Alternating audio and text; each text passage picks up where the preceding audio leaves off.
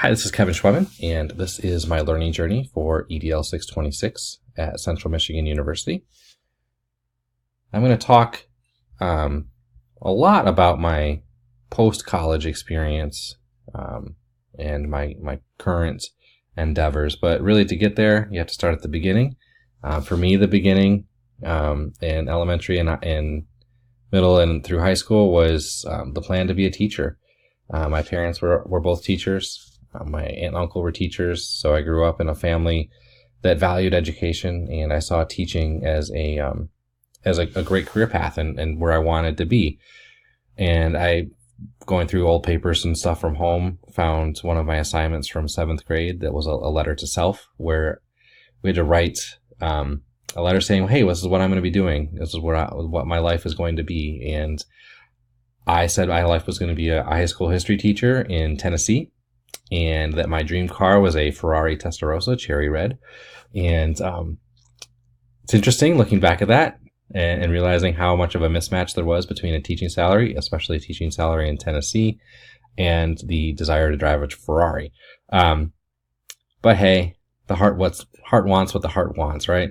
High school for me was a lot of advanced courses. I took a lot of AP classes. I think I took at least one every year, and I think my junior and senior year I was taking 3 each year. Actually, it was 4 my senior year. So I graduated with a bunch of credits that so I was able to start as a sophomore at CMU, and then by the end of that first semester, I was actually a junior, which for me, that transitions for me into college rounds 1 and 2 at CMU to get my bachelor's degree, and then moving on to Grand Valley for my master's degree. Starting that the middle to upper level for me at CMU really meant that I got to transition quickly into more of the upper level discussion based courses, some seminar courses in my major that really kind of helped me shift as I shifted from wanting to be a history teacher, a high school history teacher, and realizing that the political landscape in K-12 education, especially in Michigan, was pretty negative and not where I wanted to be and not where I wanted to spend the next 30 years of my career.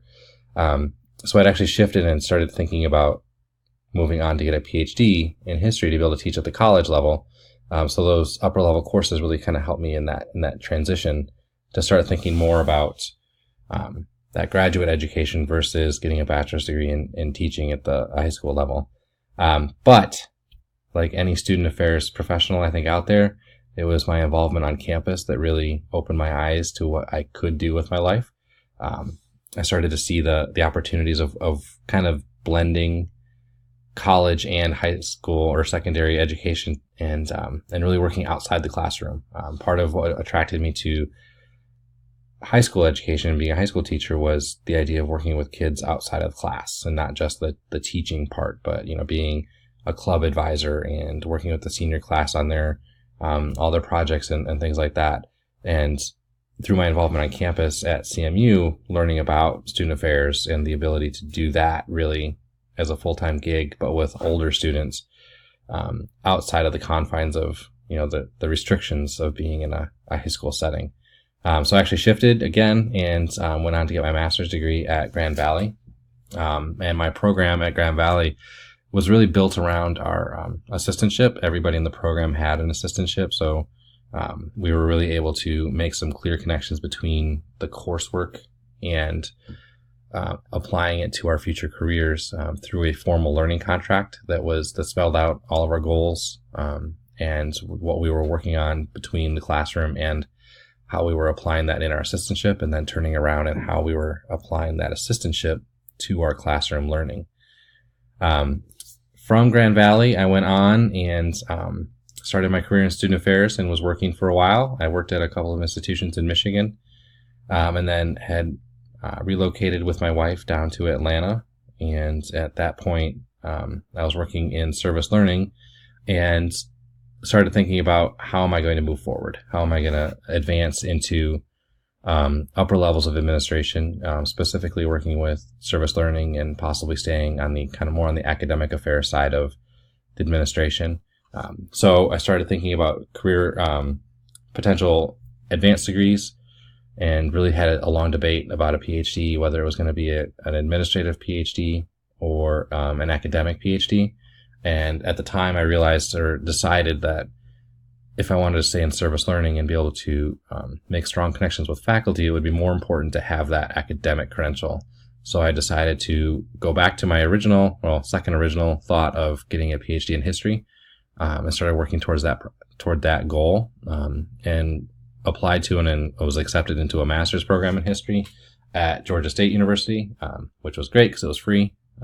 In Georgia, if you work for a university system school, you get free tuition at any university system school. So that was definitely a good bonus.